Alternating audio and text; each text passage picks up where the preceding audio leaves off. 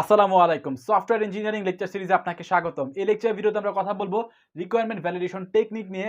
তো requirement validation কখন করা হয়?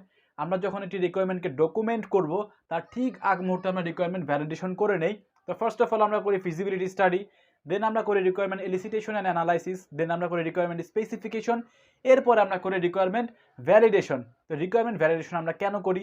এই যে এতগুলো ধাপ পেরিয়ে আমাদের কাছে যে রিকোয়ারমেন্টটি আসলো এবং যাকে আমরা ডকুমেন্ট আকারে পেশ করতে যাচ্ছি, তো পরবর্তীতে এই রিকোয়ারমেন্ট দেখে কিন্তু ডিজাইন করা হবে, ইমপ্লিমেন্ট করা হবে বা আমাদের সফটওয়্যারটি ডেভেলপ করা হবে। তো রিকোয়ারমেন্টটি আমাদের কাস্টমারের নিডকে মিট করতে পারছে কিনা সেটা অবশ্যই চেক করে নেওয়া উচিত। এই জন্য রিকোয়ারমেন্ট ভ্যালিডেশনের প্রয়োজনীয়তা রয়েছে। তো এই ভ্যালিডেশনের কিছু টেকনিক রয়েছে। ফার্স্ট অফ অল হচ্ছে রিকোয়ারমেন্ট রিভিউস আর ইন্সপেকশন।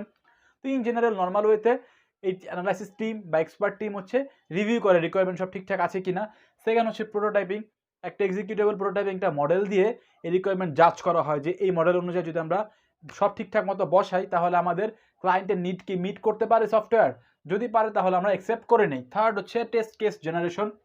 তো ইউজার রিকোয়ারমেন্টের মধ্যে একটা টেস্ট করা হয়।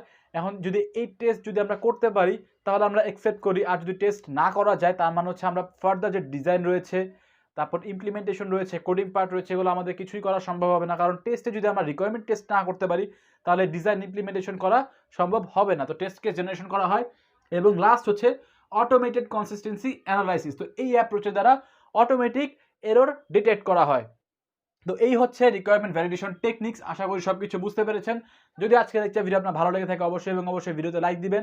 আমাদের চ্যানেল যদি আপনার সাবস্ক্রাইব করা না থাকে সাবস্ক্রাইব করে নেবেন। তো ভালো থাকবেন, সুস্থ থাকবেন, এখানে বিদায় নিচ্ছি। আসসালামু আলাইকুম।